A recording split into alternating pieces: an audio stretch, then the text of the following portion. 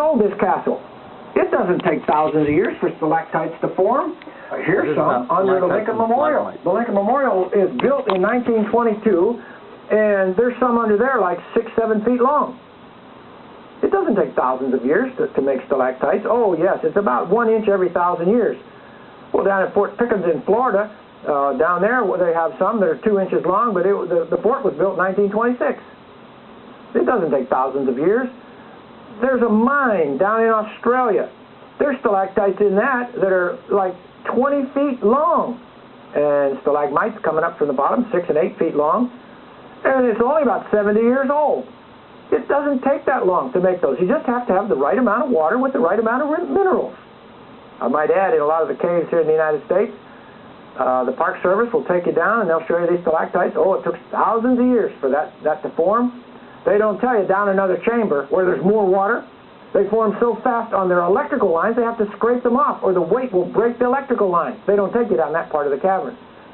You see, we're in Satan's world system and it's based on deception. There's a way that seems right, but it ends in death. And so we don't get to know. You drill an oil well. Many times you get a gusher. You get an oil gusher. That means the oil's under pressure. And yet that kind of pressure, I'm told, should dissipate in about 10,000 years. Is that true? Should it? I don't know. That's what some oil engineers have told me. Well, we still have a gusher, though. Well, why do we have it if that oil is 10 million years old?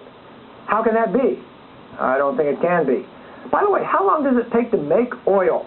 This is U.S. News and World Report, August 18th of 1986. Last year in the Gulf of California, MIT's Edmund found the action of hot vents down in the ocean was turning dead plankton in the sediment into petroleum, that's oil, a process that normally takes at least 10 million years squeezed into an instant. You mean you can make oil in a flash in nature? Yeah, that's what U.S. News and World Report reported. Well, that means we don't need millions of years to make oil. Well, our God doesn't need millions of years.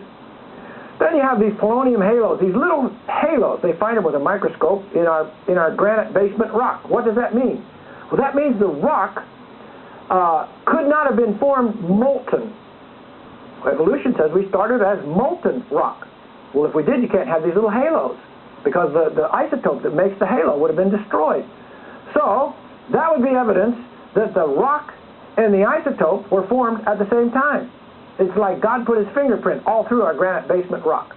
These little tiny, you see them with a microscope, little tiny things. A little speck of radioisotope material with a halo around it. Unbelievable. And they have those in coal deposits. And they found them up in Colorado in coal deposits and some other places. Unbelievable. As a matter of fact, Robert Gentry, that did most of the original work on this, he says that our Earth system should only be about several thousand years old based on these little polonium halos, little radioactive material. Some of them have a half-life in like nanoseconds. It's not like they can be washed into the rock somehow. They don't live that long, and yet they make their little halo. There's too much radiation from Saturn and Jupiter. They're too hot. They haven't had time to cool off. Scientists say, we don't know why they're still so hot. Bristlecone pine trees, we're said they're about 5,000 years old. Well, if 4,500 years since the flood, could you date them by counting the rings at 5,000 years? But the Bible says it's about 4,500 years. Well, that's not a problem. Sometimes trees have 2 rings in the same year. We had that here in Texas here when we were having that drought. We had some Bradford pears in the spring. They bloomed. No rain all summer long. Finally got a rain in like October. They started to bloom again. They got 2 rings that year. So you can have trees get 2 rings in a year. So that's not hard to believe. Bristlecone pines. Our rivers are young.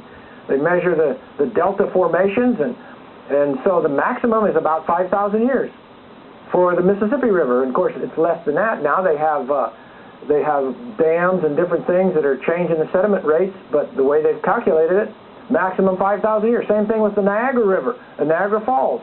Can't be more than about 5,000 years old. Well, that puts it somewhere right after the flood of Noah, and you take a look at it, and it doesn't all erode the same rate every year. And sometimes big chunks break off. That speeds it up. That'd be less than 5,000 years. So there's many things here that point to a young Earth. Continental erosion. You could erode all the mountains on planet Earth 75 times in the amount of years we're supposed to have been here. And that includes the upthrust that's still going on. So there's lots of evidences that this Earth is young. Elements entering the ocean. They measure that. How much copper, gold, tin, lead, silicon, mercury, uranium, sodium, nickel entering the seas. They're entering at such a rate, we can't have an old ocean. Mount St. Helens. You have this 600-foot deep canyon carved out very quickly, and then the river comes down through the canyon. Well, we're told canyons start the other way around. A river carves out the canyon. Well, not at Mount St. Helens. And so we've been learning a lot from Mount St. Helens about the way geology works. We found these polystrata fossils up there, the one tree that goes up through several layers that they're forming up there right now.